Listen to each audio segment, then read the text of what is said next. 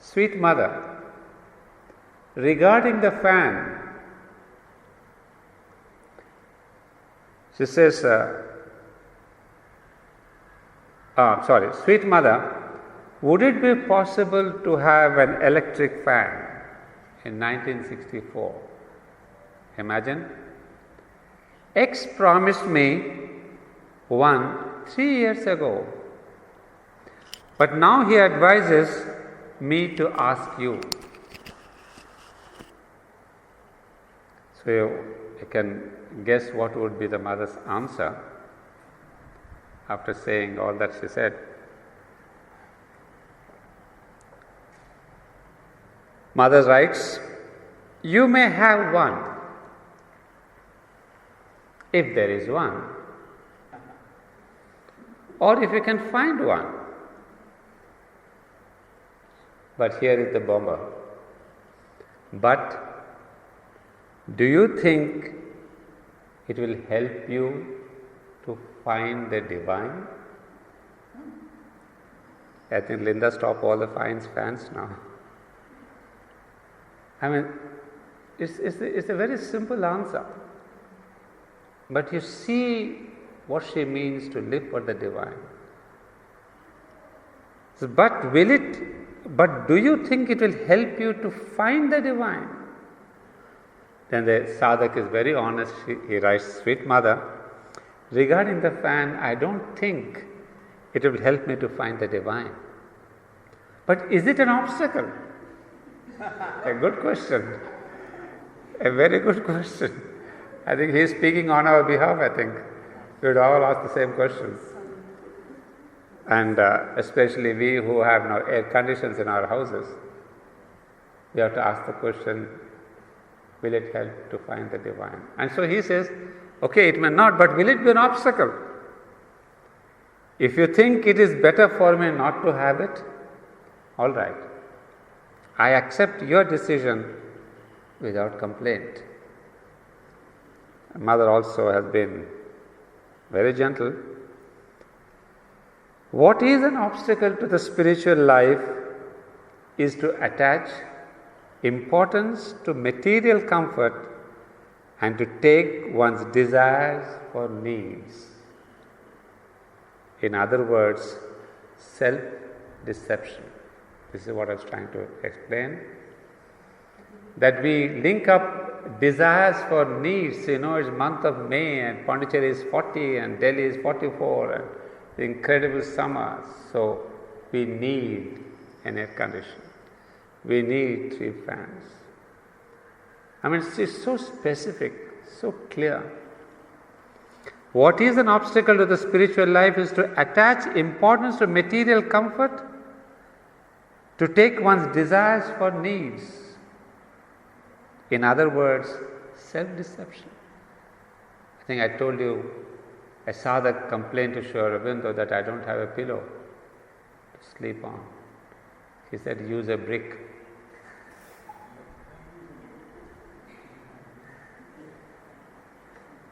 So you see, you may say it's very harsh. It's not harsh. He's just telling, is it your desire or is it your need? So how easily we slip from one to the other, and then we deceive ourselves. Papers have said, TV is saying we are going to have the next 1 week very bad, so better prepare yourself, and we make our whole house airtight so there's air conditioning. Now, after saying that, Mother says, now, if you have a fan, underline, if you have a fan and wish to use it, you may do so. Knowing, and now see how she synthesizes, knowing that it will not help you in any way to make progress, that it will only give your body,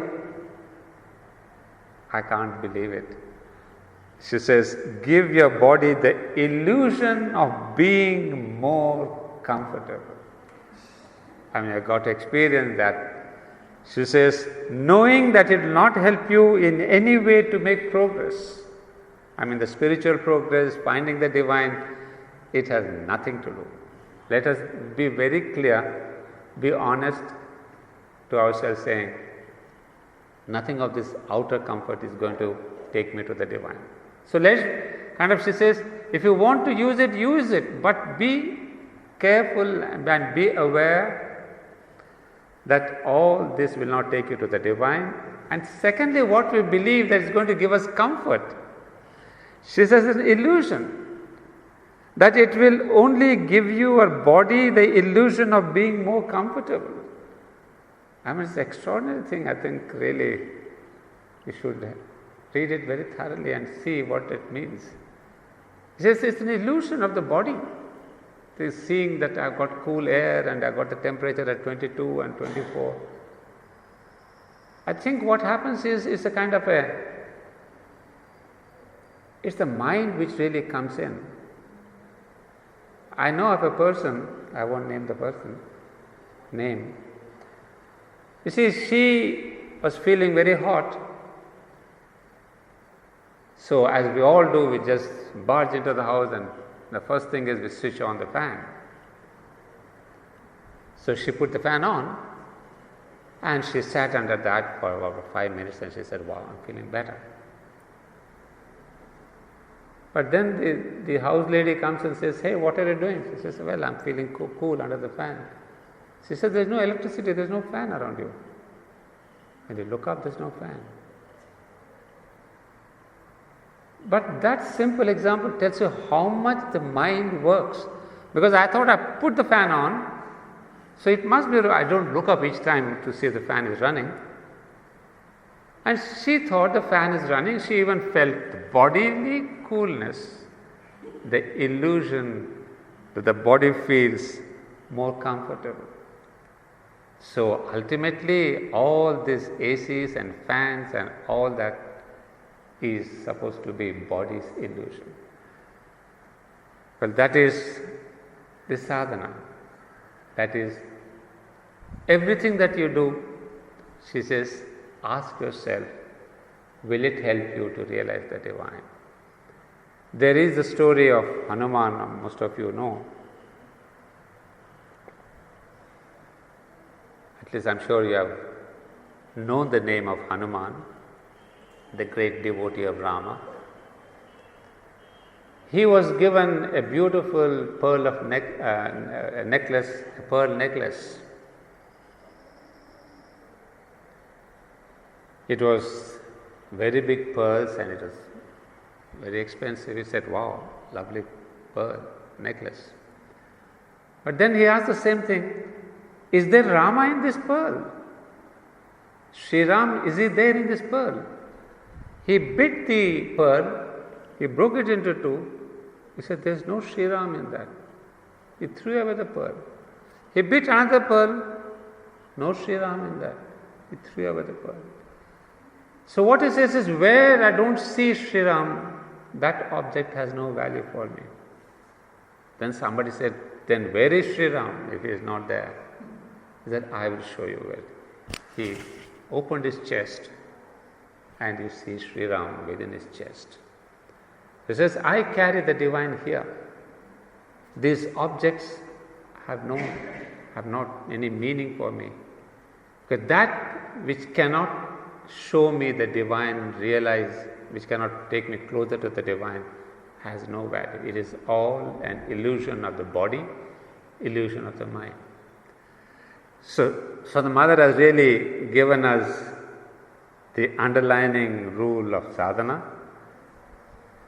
All that we do, all that we think, all that we have emotions for, just let's ask the question, will it take you closer to the divine? Well, that was regarding Mala's question regarding joy and happiness and joy is love and knowledge is joy, etc. Well, are we on time? Yeah, we have some time. And there is one line here I'd like to take up. Let's take up the next para. If you remember, which is this para is third, fourth, fifth, and sixth para now. starting with the mother as the Mahashakti.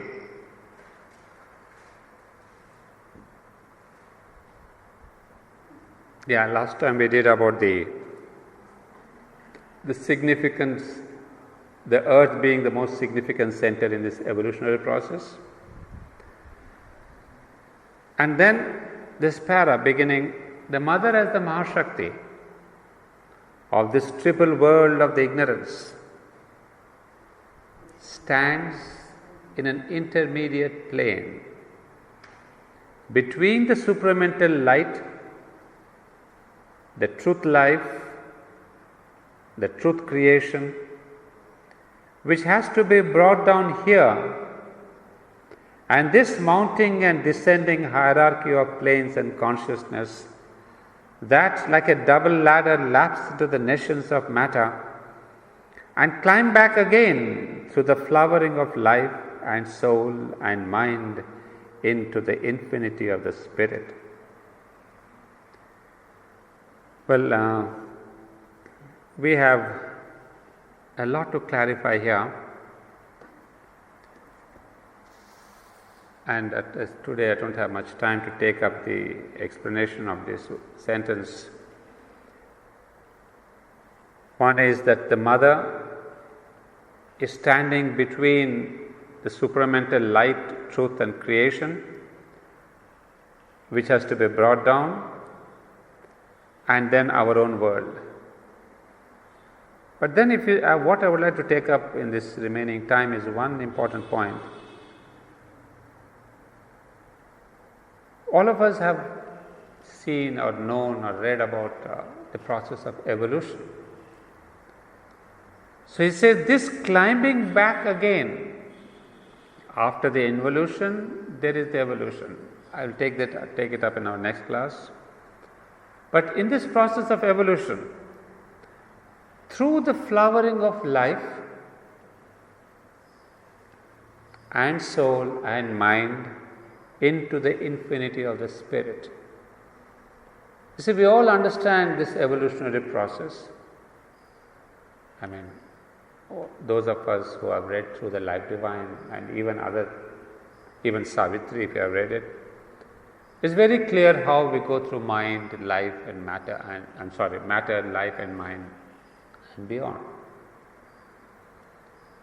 But this sentence here, there is something strange that's there. He says it is through the flowering of life and soul and mind. Normally the process would be matter, life, mind and the psychic being or the soul. So what is striking is he puts life and then the soul and then the mind. And as we know by now, Sri Aurobindo will not make a mistake. It's we who do not understand, or we may not understand. But there is a wonderful meaning in what he has written. This is normally we read it across, mind, soul, life, soul and mind. What's big about it? It's fine. But we ask the question, how is it the soul has come before the mind? That means, is there the soul or the psychic being even before the birth of man? We thought that only man has got the psychic being. Then why is Sri Aurobindo mentioning here that the soul is there even before the mind? Well, I have asked myself a question, and instead of writing to the mother, I asked the mother and she explains. This is from volume 4 of the Collected Works of the Mother. That's on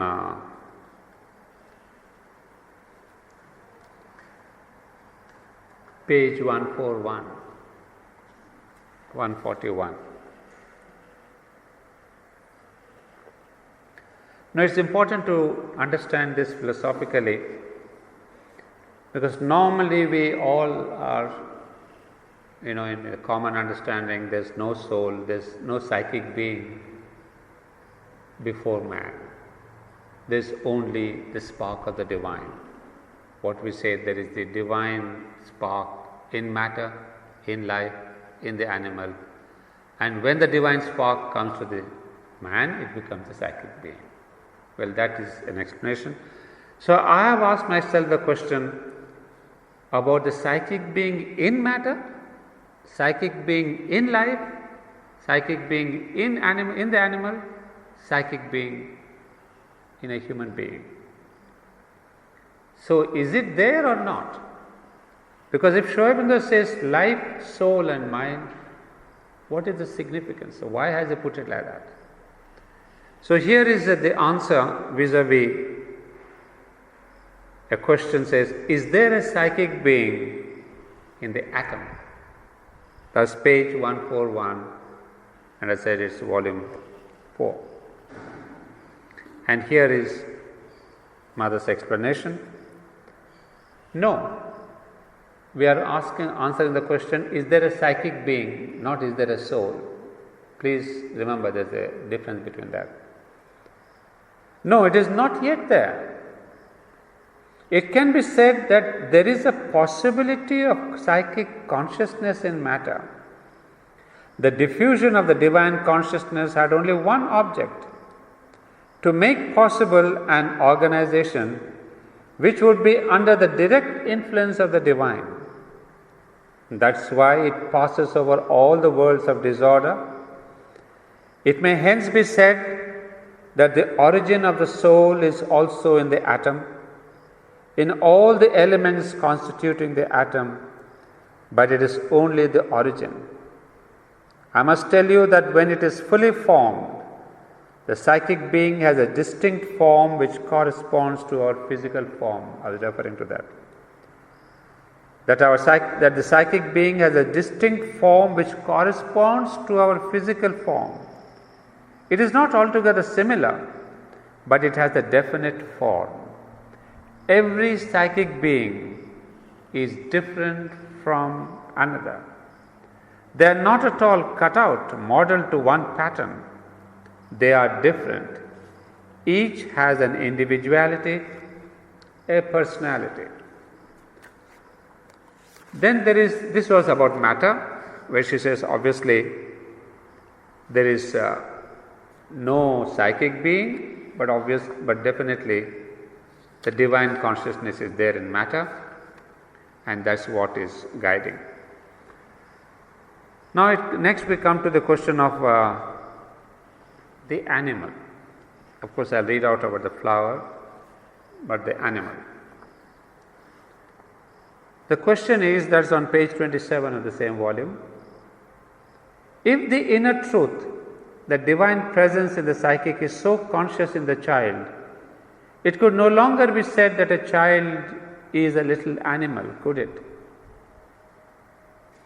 Mother, why not? In animals, there is sometimes a very intense psychic truth.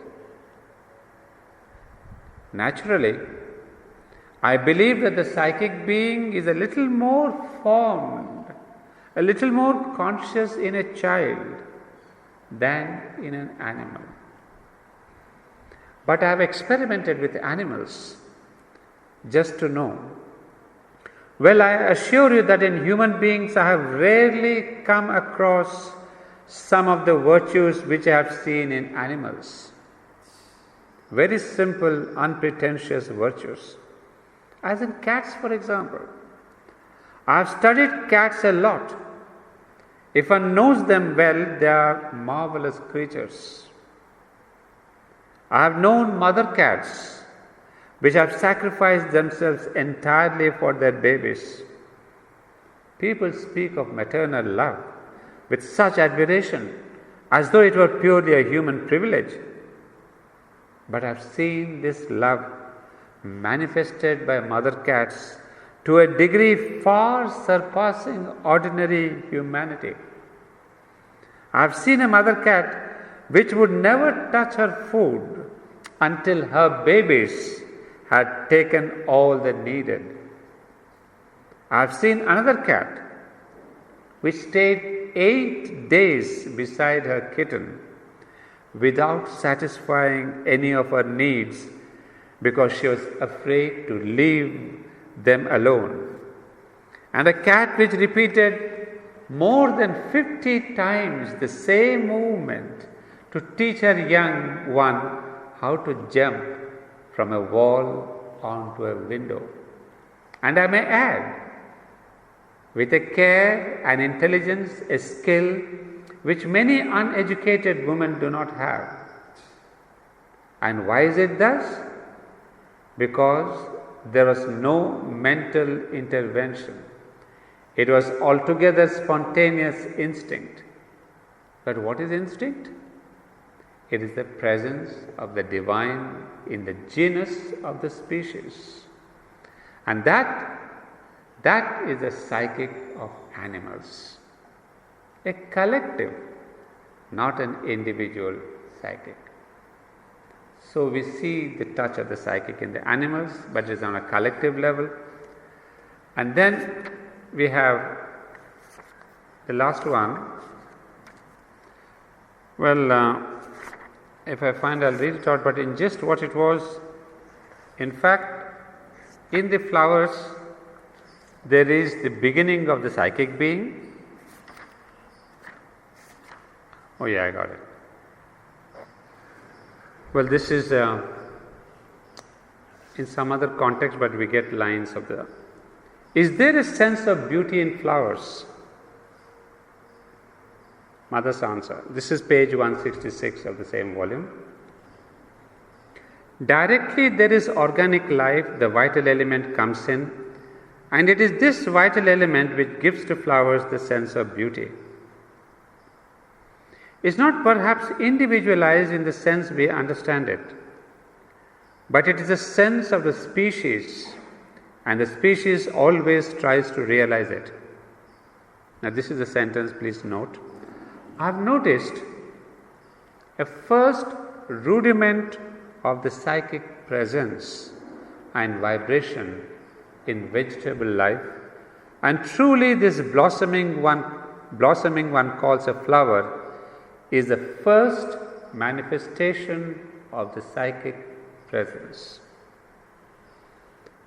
A flower is the first manifestation of the psychic presence. The psychic is individualized only in man, but it was there before him. But it is not the same kind of individualization as in man. It's more fluid. It manifests as force, as consciousness, rather than an individuality. Take the rose, for example. Its great perfection of form, color, scent expresses an aspiration and a psychic giving. Look at a rose opening in the morning at the first touch of the sun. It's a magnificent self-giving in aspiration. So these qualities of the flowers are themselves the psychic qualities. Mother, each flower has its special significance, hasn't it? Mother, not as we understand it mentally. There's a mental projection when one gives a precise meaning to a flower. It may answer, vibrate to the touch of this projection, accept the meaning, but a flower has no equivalent of the mental consciousness. In the vegetable kingdom, there is a beginning of the psychic, but there is no beginning of the mental consciousness. In animals, it is different. Mental life begins to form, and for them, things have a meaning. But in flowers, it is rather like the movement of a little baby. It is neither a sensation nor a feeling, but something of both. It is a spontaneous movement, a very special vibration. So if one is in contact with it, if one feels it, one gets an impression which may be translated by a thought. That is how I have given a meaning to flowers and plants. There is a kind of identification with the vibration, a perception of the quality it represents, and little by little, through a kind of approximation. Sometimes this comes suddenly, occasionally it takes time. There's a coming together of these vibrations, which are of a vital emotional order, and the vibration of the mental thought, and if there is a sufficient harmony, one has a direct perception of what the plant may signify. In some countries, particularly here, certain plants are used as the media for worship, offering, devotion. Certain plants are given on special occasions. And I have often seen that this identification was quite in keeping with the nature of the plant, because spontaneously, without knowing anything, I happen to give the same meaning as that given in religious ceremonies. Can think of an example? The Indian bodies. Tulsi. Lily. Tulsi, what is that? Mothers calls it the devotion. And on Samadhi, you have the tray with the Tulsi leaves. And from times immemorial, always in Indian temples, Tulsi is an act of devotion. We offer Tulsi, or we take Tulsi, or we eat Tulsi. In fact, even now in our traditional homes, there's always a plant of Tulsi in the courtyard, somewhere in the outside. A Tulsi plant is there. We may not have pictures of gods and goddesses, but the house lady every day worships the Tulsi. So it's not that Tulsi itself is a form of God, but that gives you devotion for the divine. And so Mother has, that's what she says. Interestingly, she has also given the same meaning. Devotion, which in Indian tradition is meant to increase your devotion. What did you say? The power? Power is but given to whom? In tradition? You remember to Shiva there's a white flower that's given? There is one white that's called tapasya. And Shiva, you see in India to Lord Shiva, we offer a white flower that's a little longish with 5 petals. It's white and long like this. Traditionally we offer that flower, and Mother called it tapasya. And Shiva represents tapasya. So she is saying that in India, they have, without knowing anything, I happen to give the same meaning as that given in religious ceremonies. Because the flower must have exuded that kind of a vibration that our ancient masters caught it and gave it for a particular puja. Yes, Mala? White roses, white flowers like roses always go to supreme, and that you offer it to the highest. To them. So she says, yes, the ancient yogis could find out the vibration and give the same name. Well, you have also seen the rose, isn't it? What about the lily? Lily? Lily is, what is lily? Water lily is wealth. Wealth. Water lily is wealth? No, I don't think wealth is water lily. Water lily is wealth. It is not the, what do you call, cactus flower that is wealth? Cactus is wealth. Well, at least I would know about rose, which traditionally in the entire world represents love. But we always give a red rose. Now, the red rose represents the human love turned to the divine.